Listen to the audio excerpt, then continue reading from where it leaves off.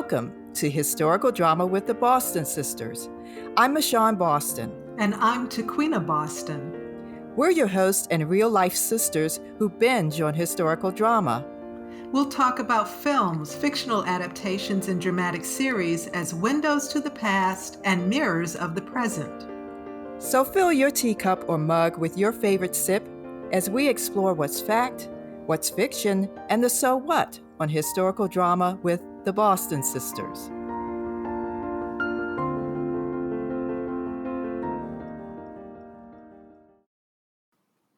I'm Michonne Boston. And I'm Tequina Boston. Welcome to Historical Drama with the Boston Sisters.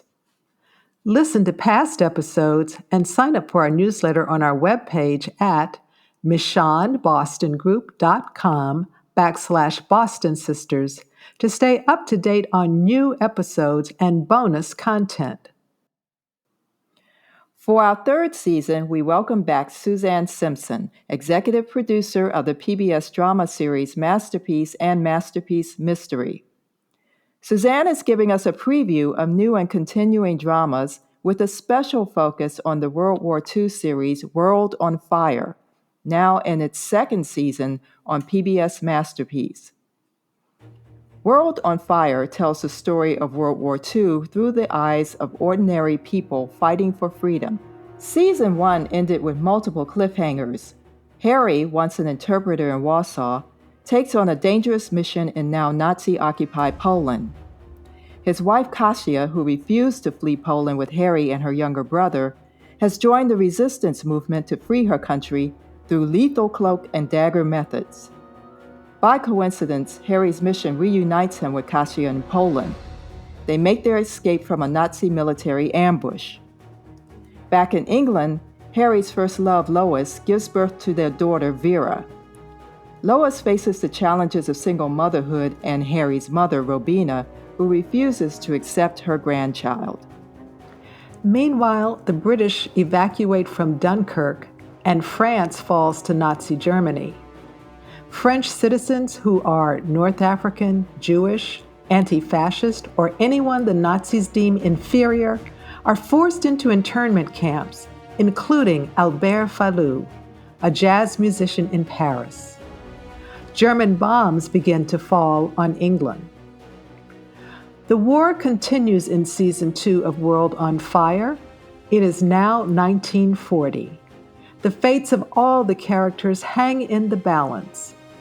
Viewers are taken from the war-torn streets of Britain deep into Nazi Germany, the growing resistance within occupied France, and the brutal sands of the North African desert, where troops struggle to adapt to a very different kind of combat.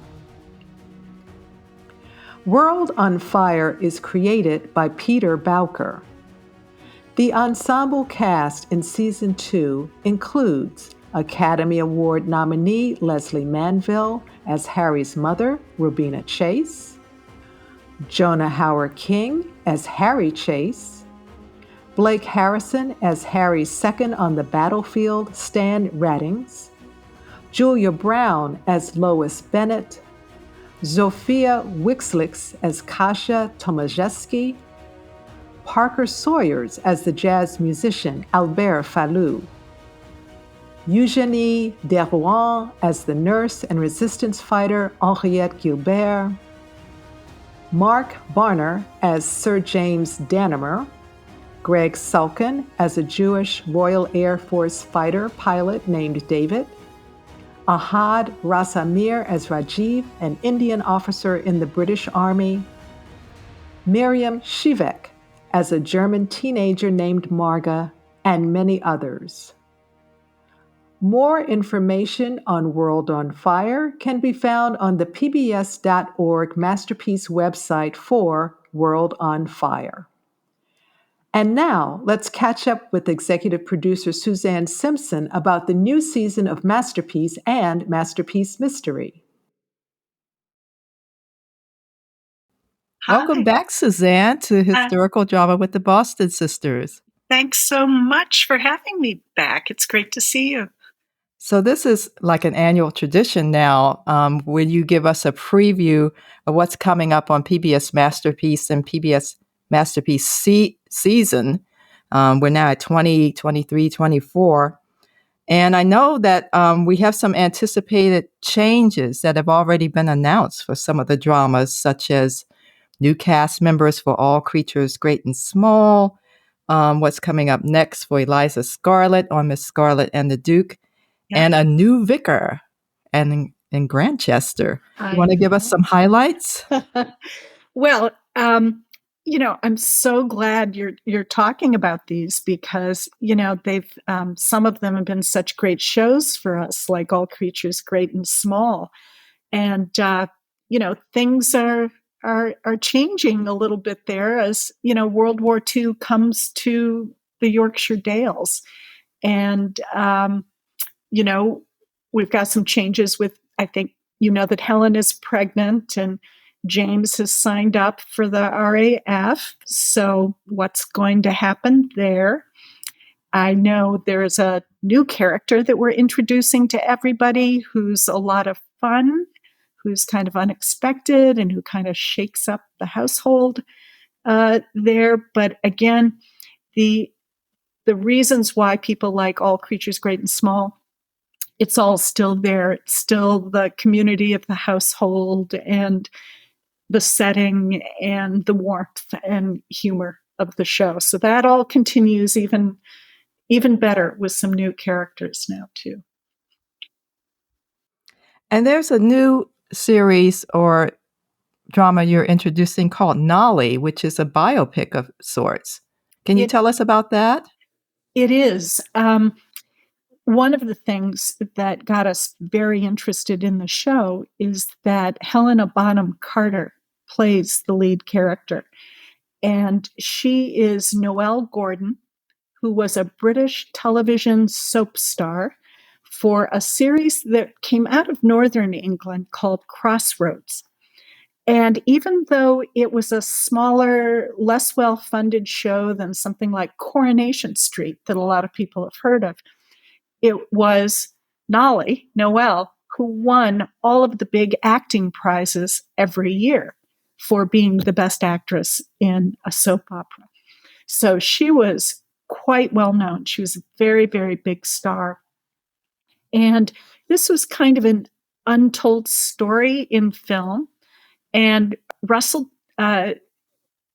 T. Davies, who's written a lot of things like Doctor Who, came across this story and just felt like he wanted to tell it. And it's how she became this great star, but she was always being challenged by the men at her station until, and I don't want to give away the story, just to say that watching her go through that and fighting for her career and fighting for her reputation. And in the end, she just, you just see how much strength she has and how much talent she has. And she just, she's a very inspiring character. And that's that. And, who doesn't want to watch Helena Bonham Carter in an inspiring role? So I think that was a show that once we saw it, we just thought, we kind of have to have it. Yeah. Well, World on Fire, I remember watching it with my PBS passport, and Right. I couldn't stop. It, unlike a lot of historical dramas that people watch for escapism and the pretty costumes and the, nostalgic sets and stuff, World on Fire is this gripping World War II series. It was so riveting. I just couldn't stop watching it. And then when season 1 ended, I was like, oh my God, what's going to happen to all these characters? Because it is how the impact of the war on everyday people in their lives and ways that everyday people were engaging in the struggles against fascism. But I was wondering, what appealed to you about the World on Fire stories that made you feel that it needed to be part of the Masterpiece series? Well, I think there were a lot of reasons, but maybe the foremost reason was I don't think we can tell the story of World War II and the rise of Nazism and why that happened enough. Yes. I just think it's a piece of history that needs to be told to every generation in whatever way to help them understand how the world was at risk because of what the Nazis were trying to do. So I think the fact that Pete Bowker, who is the writer, has found a way to tell that story through individuals. I mean, it's really quite stunning. That is a very difficult thing to do, to take, the epic history of World War II and condense it into the life stories of these characters. So I think he's done a really brilliant job at that, and really makes you care. And I think makes you more aware of what individuals, the effect that the war had on individuals. And I know in the first season, to see Poland invaded, I think I had a much better understanding of how the war started. Yes. And I think in this new series, one of the things that really struck me about it is that this is a point in the war when every country in Europe is occupied by the Nazis, every single country, and that the only holdout is Britain. So Britain, and the US is not even entered into the war yet. So it's Britain against the Nazis, and they're being bombed, at home in Manchester, where part of this story takes place. And it really, for me, it made me realize why the world admires Britain so much. That they really stood against the Nazis in a very strong way and helped save the world. So it's a message that I think is just very important. How Britain could make such a difference, how the people of Britain and could make such a big difference. So that's the first, piece of it that I really love. And I like that he's brought in individuals from different countries so Yes. that you get a sense of what was happening to different kinds of people in different places. So I do think, it's just done in such a terrific way. And Pete had done so much research, going to diaries on individuals and really finding, true to life stories in that way. I noted the buzz on social media and the excitement that season 2 was coming. What's been the audience response to World on Fire? Oh my gosh, they loved the first season. And that went out back in 2019. And then everybody was anticipating season 2. And we got hit with COVID. And so now it's taken till now to be able to go out with a second season. But I can tell you, every time I'm in the company of PBS station managers or people who work for public television stations, the very first thing they say to me is, when is World on Fire 2 coming? Because my audience keeps asking me. So when is this going to show up? So we're thrilled that people are excited about it.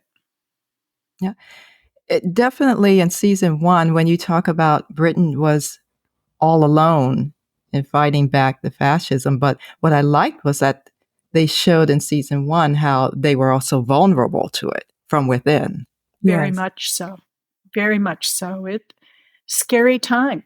I mean, a very scary time. And I think our audience loves history. And I know that it is one of the things that keeps them coming back, because it is a time that we're all try to understand in any possible way that we can.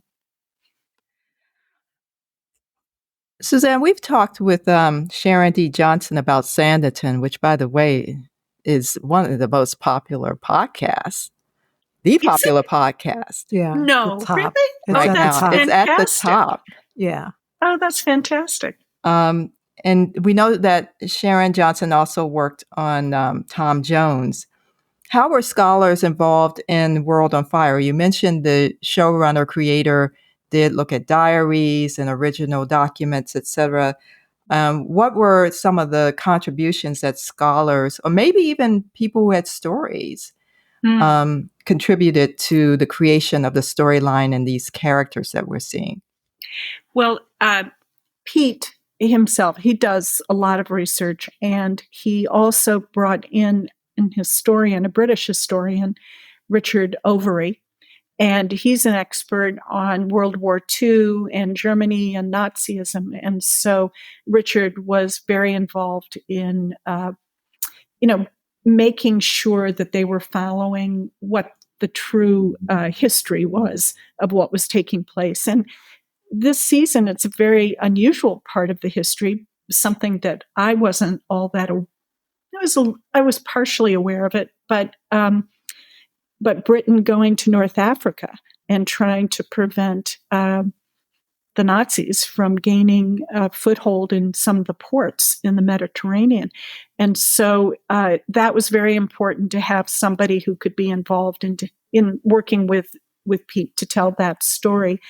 And I don't know where all the characters came from.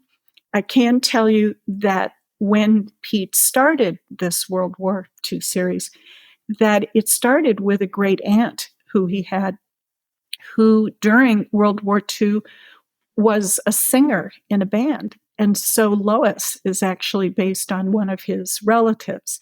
And that just started him thinking about what it would have been like for her in that time period. And then he wanted to think about what it was like for other individuals in other countries. So not just what was happening to Britain, but what was happening to individuals in other countries. I can tell you this season, how we usually start things is that I have a conversation with the writer and the producer at the very beginning. And what we do is we talk through the different story arcs for the characters that Pete wants to explore. And he wasn't sure that he wanted to include Lois in season 2. He just couldn't think of what would she be doing? What would her story be about? And so as we started talking, I said, well, my mother was involved in World War II, and she volunteered for the Red Cross, and she was sent to Morocco. And her job was to help the nursing staffs triage wounded soldiers coming from Italy. And he kind of took that on, and then he went and investigated Army Corps like that, similar to that in England, and found that, in fact, there was a corps with women who did that job for the British.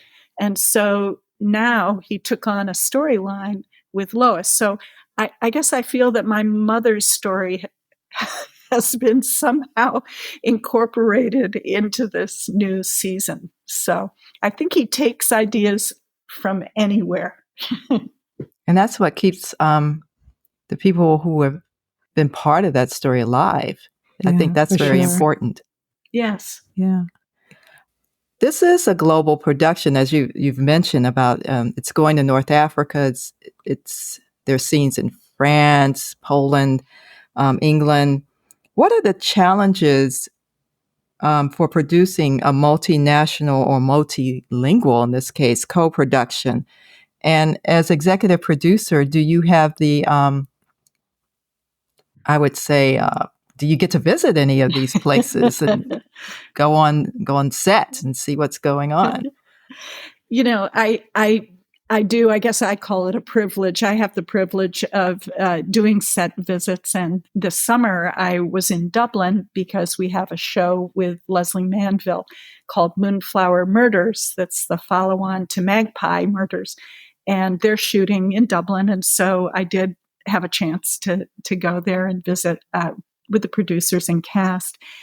As far as World on Fire goes, I'm going to shock you just a little bit. Because while it takes place in Manchester and a castle in Germany and the sands of North Africa, it actually was all shot in Northern Ireland. Okay, we will make a note of that, a place to visit to see all these locations. Yes. So it, through the magic of television, one of the things that producers try to do is, if you can find a single location that can give you your studio where you can build interiors and you can use other houses and locations in the area, but you can keep your cast all together, it's much more cost efficient. And in this case, they actually filmed the scenes in North Africa in a giant studio that they filled with sand and sandbags, yes, and had special effects with, lights going off at the end of pistols and guns, and things like that. And then because visual effects are so sophisticated these days, they could marry those things done in the studio against a backdrop of shots that they filmed with a second unit against sand dunes and all that. So that's amazing. I know it is. I have to tell you, it makes someone like me a little nervous to see those scenes because you think, how are they ever going to look real? And then they do it, and it looks great. Well, kudos to the actors. What was the temperature on that sound stage? It wasn't great. It was a little warm for everybody because, they have to have a lot of lights, which makes it very intense. And it's very hard to both heat or cool those big studios.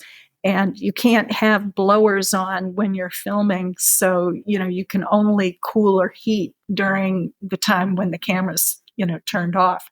So it's not the easiest kind of filming. Yeah, I guess the actors were kind of glad for the sandstorm when they probably did have to throw on the blowers.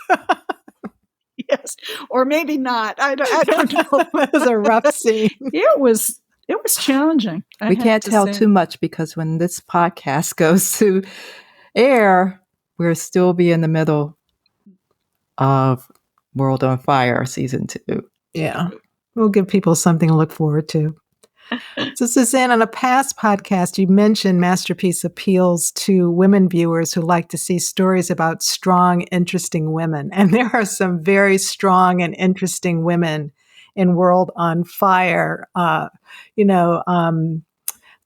character Leslie Manville plays, Rubina, has very definite views about women's role in the war, keeping everything together, stiff upper lip. This is what we're fighting for. Yeah. And then you've got Cassia who wants to go get involved and feels like she's on the sidelines and is just chomping at the bit to get back into the resistance. And you mentioned Lois, who, even though she's a new mother, she feels that she has a stronger motivation to go out and support the war effort. So as you look at a series like this and you think about the images of the past of the women at home during the war, and you see these women, how do you see their stories kind of countering the narratives that certainly I grew up with about women and the war? And I just want to make a note. You see none of them knitting. Right. None of them are knitting, are they? No. And I think that, that's what I love about a writer like Pete Bowker. From his own family, he knows how Britain contributed to the war. He knows. And, he went looking for those stories about Rubina and about Kasia and about Lois. I mean, he went looking for them. And, I think that is what I admire about some of our writers is that they don't take things at face value, that they really want to understand. They're very curious. And I think they know that there are a lot of untold stories out there still to be mined. And he wanted the show to not just be about the male heroic efforts on the battlefield. And even with a character like Harry and Stan, who are that, he, I think, looks at a more complicated side of that, that they were doing what they needed to do.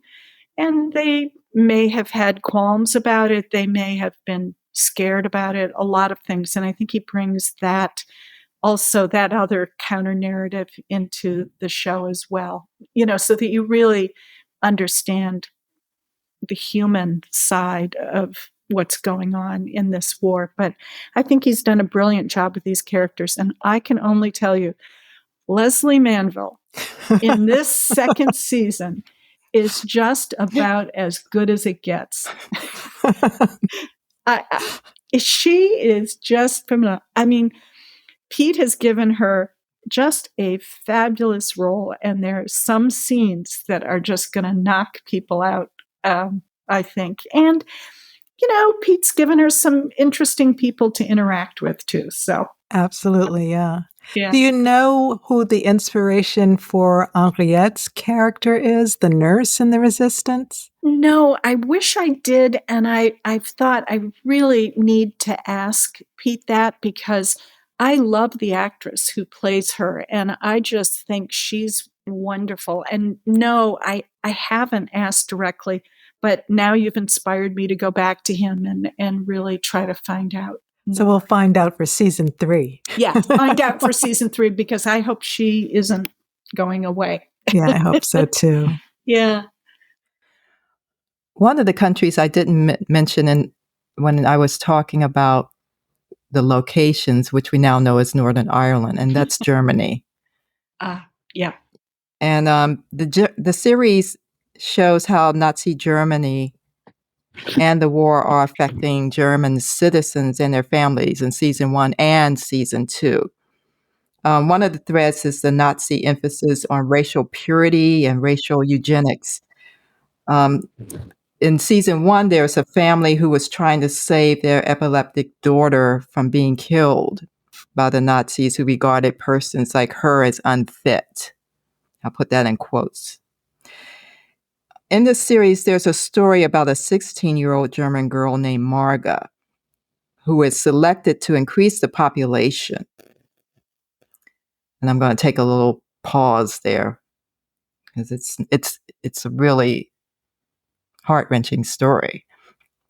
What are the historical sources for these stories, and what is the important takeaway from knowing these stories from Germany as we see on World on Fire? I think that one of the reasons Pete and the producers explored this story is they were trying to show that Nazis were not only really causing destruction on so many people, the Jews and so many others, but they actually were causing that on their own country people. And the way this story is presented as a divided family, where the parents see what's happening and don't necessarily agree with it. They're very afraid of what's happening. They're very afraid for their children in terms of what's happening.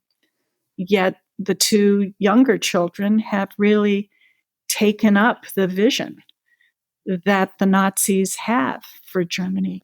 So I think he wanted to present that kind of divided family. Not everybody in Germany was for the Nazis, but everybody was scared of them and afraid to speak out.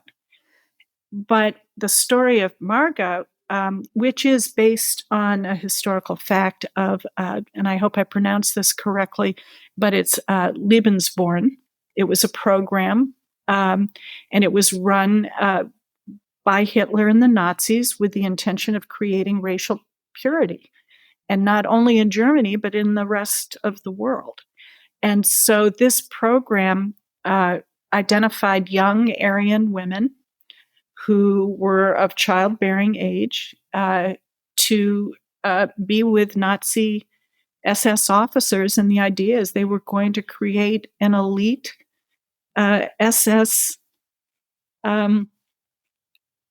group of people to continue the work that the Nazis were trying to do. And the program was not just taking place in Germany, but part of the program was they were going into places like Ukraine and selecting what appeared to be Aryan-looking children, bringing them to Germany to raise them under the Nazi ways so that they would become inculcated in the German culture. So it was quite a widespread program. And they had this fantasy idea that somehow they were going to create an Aryan race that would rule the world. But I just as you said, Michonne, it's a very sad, thing to learn about. And I don't think many people know about it. I think that's one of the reasons why it was included is, one of those stories that's not widely talked about.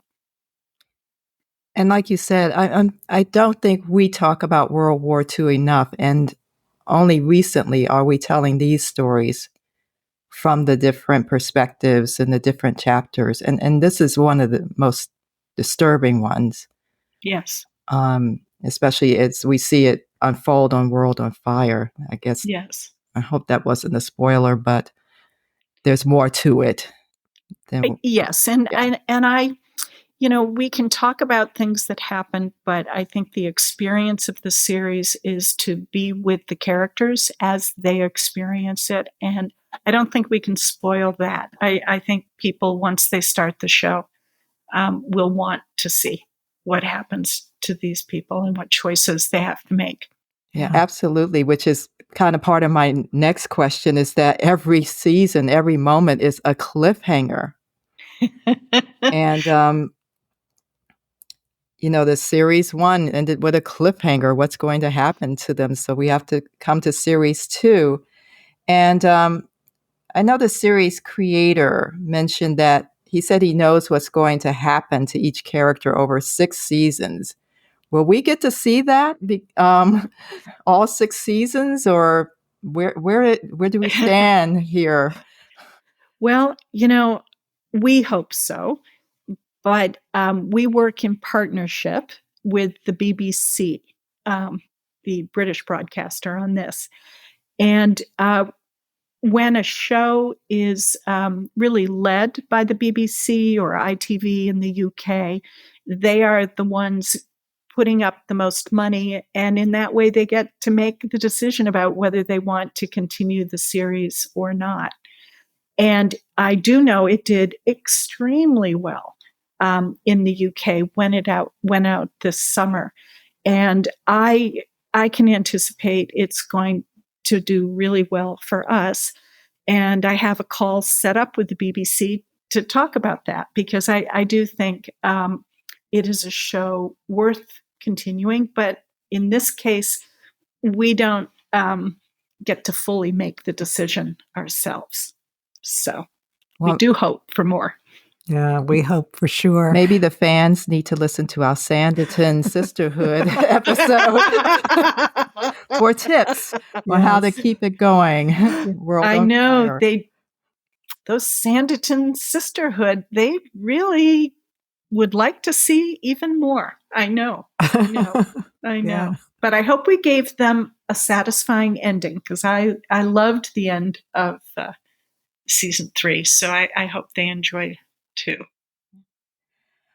Thank you, Susanne, for giving our audience and us a preview of this season's dramas on PBS Masterpiece and World on Fire, which was our highlight for our conversation today.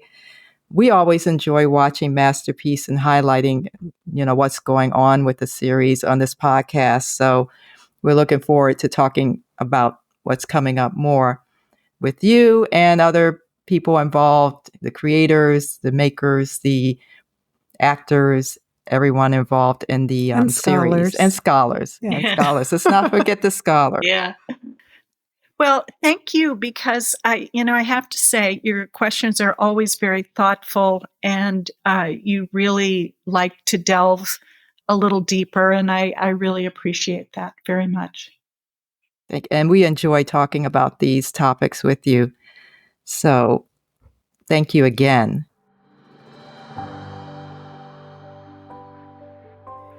World on Fire and other Masterpiece and Masterpiece mystery dramas broadcast Sunday nights on PBS. You can also stream the series on PBS Passport, the PBS Masterpiece Prime Video channel, and for free for 14 days from broadcast on pbs.org/masterpiece. We invite you to share this episode of Historical Drama with the Boston Sisters with someone you know who would enjoy the conversation. Subscribe to Historical Drama with the Boston Sisters and enjoy past episodes wherever you listen to your favorite podcast. Sign up for our newsletter to stay up to date on future episodes and bonus content. You can write us at podcast@michonnebostongroup.com.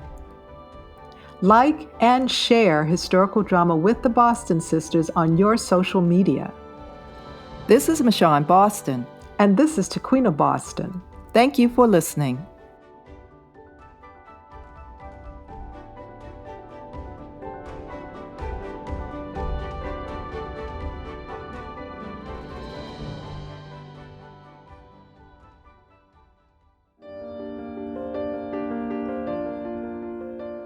We hope you enjoyed this episode of Historical Drama with the Boston Sisters, a podcast about historical films and series dramas.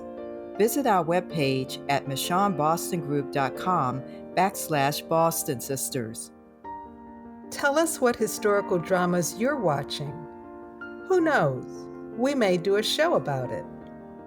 Sign up for our newsletter, subscribe to the podcast, and share it with the people you know who binge on historical drama. Historical Drama with the Boston Sisters is brought to you by the Michonne Boston Group.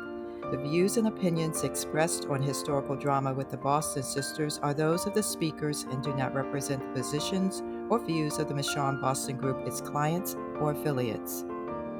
This is Michonne Boston. And this is Tequina Boston. Thank you for listening.